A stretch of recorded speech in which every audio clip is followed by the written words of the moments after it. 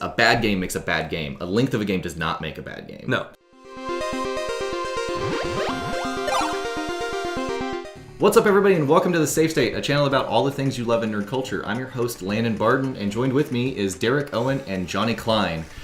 Today, we've got kind of an important question to ask. There's a lot of controversy that's going around right now about the Order 1886 and its game length and the fact that the game costs $60.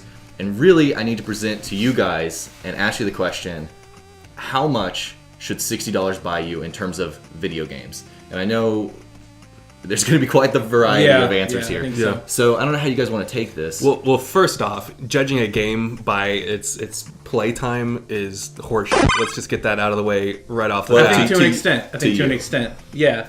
A 2-hour game is not worth $60.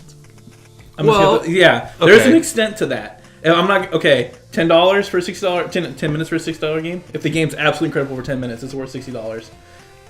So that statement's not always true. I'm just being devil's advocate. It depends. It depends, because there's a lot of multiplayer and party type games that can last up to an hour. Okay, but you'll still pay a lot. Though. Because if the replayability is really high, who gives a shit how long? So the Mario game Party is? matches only last an hour, but there's 15 different maps and like 100 different mini games. Exactly. That's more than an hour-long game. That's about like 10 hours to experience everything. So you're saying a linear game? Okay, first of all, who has a linear game that's 2 hours long that you can only play through once? When has that ever happened? Telltale games, but they only charge $20 for their games. Okay, there you go. There we go. I'm sorry, what was the question? Wow, this is going to be good. This is starting off really strong here. The official question is, how much game should $60 buy you? And what is your expectation for a full release title at $60? And I guess the question could be transitioned into, really, should all games be $60? Should there be, we're starting to see a little bit of this market into what you're bringing up with Telltale games, where they're starting to release individual content, individual episodes per $20. But then if you look at the end of the experience, how much did you actually pay for the full game? You know what I mean? So this is kind of an onion. So before we go through all those, that was a lot of topics. I'm going to preface this. I am the group's Xbox person, but it has nothing to do with Xbox or PS4. Absolutely. This is just me being tired of paying $60 for half a game. I haven't had a chance to play the Order yet, but you guys have, and I've seen your experiences. I've seen videos online. It looks amazing.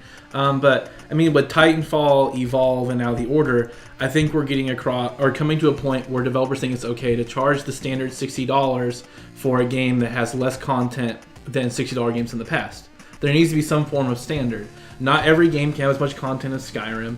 Not every game should have as little content as Titanfall did. There needs to be some sort of standard, though. There needs to be something like Nintendo does, where with that Toad game that came out, that game was a blast. They realized it wasn't a $60 title. They charged $40 for it. That was an amazing, amazing value. Well, and it can't all be based on, they put so much effort in the graphics, this is worth $60 to me. Sure, I think there's, I know, John, you've said this before, but you think there's, how did you feel exactly about it? You said that you understand Ready at Dawn charging $60 well, yeah, for this okay. based on... You look at the production values of the game, and it's insane. The graphics are incredible. It is probably the most beautiful console experience. It's an extremely highly polished game, and it looks amazing, and the gameplay looks fantastic. Okay, so yeah, from their perspective, I can justify them charging $60 for it, but there's no way I can justify paying $60 for a linear, good-looking 7-hour movie that I get to interact with. Can I counter with, No. Because I've let you guys kind of voice your opinion, and I'm more in between both of you, really. Or really on the far side of both of you, let's say. There was a quote that I think that somebody said was, game length should not equate value, but the game needs to respect your time. And I think that's a situation where if you look at, see, here's the problem with that, is if you look at a game like Journey, which is a 90-minute experience for your game. That's a game, it didn't cost much, sure, but now that I've played it, now that I've experienced it, I know what it does to me, you know, and it has some replayability to it. That's a game I would easily pay $60 for because of how resonating it was. And there's other games like Gone Home, which was a PC title that didn't cost, I think it cost $30 when it first came out. But that's another game I would easily pay $60 for. Would you have purchased Journey had you not seen the reviews, though? It told you it was worth the money? Would you have taken the $15 plunge on a random title? Well, Journey, I knew the developer from that, you know, and so I'd played all their other games, so I knew the caliber of experience I was expecting out of that. Now, to go back though, I think there's something else to be said for The Order, where The Order is, yes, you guys are saying linear as a bad thing. Okay, I don't think linear has to be a bad thing. I think we're in a world where all of our games now, just like last generation was the era of tacked-on multiplayer. Yeah. I think we're currently in the generation of tacked-on open worldness. You make a good I think point. linear is okay, but the fact that it's linear means it needs to have a little bit of a length to it. I It don't- shouldn't be a roller coaster Here's the thing. ride. I think The Verge had a really good article where they equated this to, say, a classic PlayStation 2 shooter, where this was very linear, it wasn't exceptionally long, but everything that was there meant something, and everything that was there was meant to be used and experienced in a certain way, and you're paying for this narrative, this driven story that Ready at Dawn is putting in front of you, and you need to experience it in that certain way. And that experience is not for everybody by any means. This is not a game that is made for, it's not a Nintendo title where everybody can play it, you know what I mean?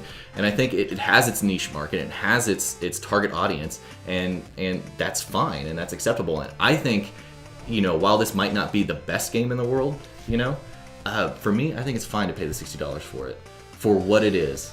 And I'm okay with linearity. I think No, it I'm can- fine. I've never once said I don't like linear games. I play tons of linear games. The problem is a 3-hour linear game. I don't 3 hours mind is- going through you're a straight over-exaggerating path. its length, by the way, Okay. at 3 hours. Yeah. Okay, The- so the- 7 hours to 2.5 hours of cutscenes. Yes. Okay, Depending on the speed. so at- 4.5 hours. I'm sorry, Yeah. a 4.5 hour I'm game. just saying, let's be. Okay. If we're being legitimate here. Okay. That doesn't make a lot of difference I for don't- some people, but yeah. it can make a difference. I don't for know some who said they don't like linear games. I'm completely fine with linear games. No, I know we were That's just- not the I issue. like linear games too. Yeah, I just- It just seemed okay, like we were using linearity as a negative. But we said earlier that this game has the best graphics so far to date. That makes I can understand why they charge so much. But that's true for literally every game that's the newest title. Yeah. Evolve's the best game I've seen on Xbox One. That's the newest title on Xbox One. When Uncharted comes out on PS4, that's going to be the best game you've ever seen on PS4. Yeah. You know what I mean? So Yeah. how valid is that argument? I think the game length That is... argument changes every 2 weeks. I think the game length is a reviewable aspect of a game. I think my problem is that was like the first negative thing about the game. They weren't talking about anything else. Just don't get 1886 because it's 5 hours long. That's crap. I mean, realistically, the thing that you need to take into consideration when you're reading these reviews is a bad game makes a bad game. A length of a game does not make a bad game. No. So you can thoroughly enjoy a game, and it's your choice. It's completely your choice to purchase a game at $60. You know, it's the same thing with it. You don't have to watch something on YouTube. You don't have to watch this YouTube video if you don't want to. You can just click the link and Don't turn do it it. off. You know, We've all played 30 hours worth of games, right? I think everyone just puts a different weight on time then. Apparently that's not a big issue to you. When I read a review, I want to know how much I'm going to get out of a game. If I can spend $60 on something else, That's fine. that's going to give me more value for my tell money. me, I'm just tell me gonna what do you think that. of this quote. This is a quote from Polygon. Quote, if you go and you eat a steak, if you pay $100 for a steak that tastes like the best steak you've ever had in your life, but it's only 200 grams versus paying the same price for a worse steak you could want, but it's all you can eat. There's an argument to be made that one is better than the other depending on who you are. If you want to just be full at the time, all of the time, then you can eat a terrible steak. Maybe that's for you. Terrible steak, I think that maybe that statement shouldn't be in there, but there's a value for somebody that wants and is okay with shorter games, especially as some people are getting older and maybe they have kids. A shorter experience, like a 4-hour, 7-hour experience, is acceptable. Man, You're in a I don't different think you're that's in a a good different life example. experience. Yeah, I don't think I'm that's a good a example. foodie, so I'd go for the expensive steak. I'm not gonna lie. So, and I that's kind of where I'm at with this. I'm like, it's not for everybody. This is probably a game that's for me.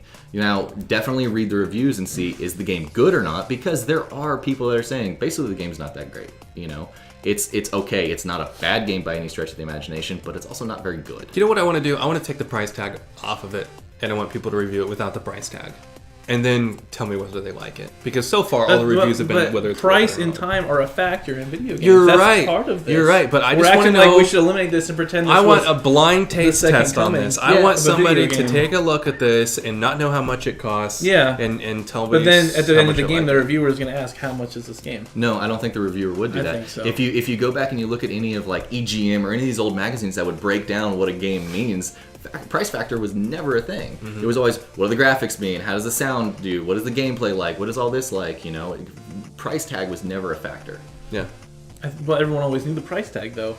In the back of the mind, everyone knew what the price tag was. It was always a factor because everyone knows what it is.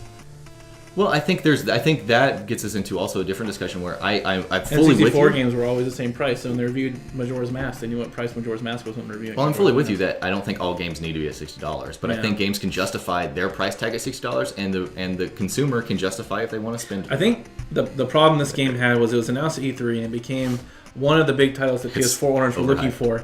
Had this been what was that random Sherlock game that came out like a month ago? Had it just been another game, or that one where the ghost detective guy that got shot in the chest? I can't. Oh yeah. Yeah. Had it just been, Soul Suspect. Had that not been, had this not had all that hype, it would have just been one of those titles, and it just would have blown by. No big deal.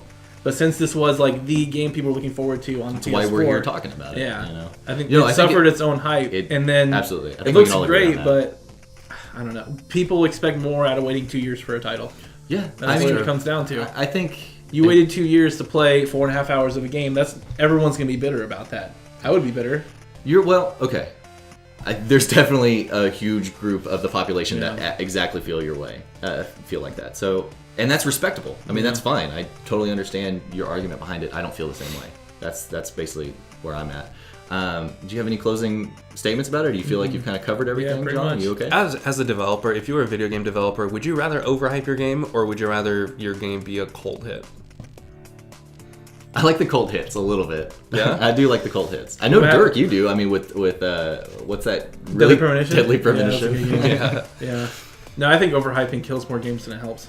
Honestly, look what happened with Dead Island. Well, I think this is different than, if you remember from the PS3, Lair was insanely hyped, but that was just a legitimately bad game. Yeah. Where I don't think The Order is a legitimately bad game. It has its other problems and issues. So, anyways, I think that's kind of where we stand on it. What do you think? Let us know in the comments. How much game should $60 buy you? Do you agree with us? Do you hate us? Let us know. Don't let us know if you No, come on. I think we've pissed off a few people through this video. At least one of us. Probably me the most. But anyways, thank you, Dirk. Thank you, John. Thank you, viewers. We'll see you guys next time. Bye.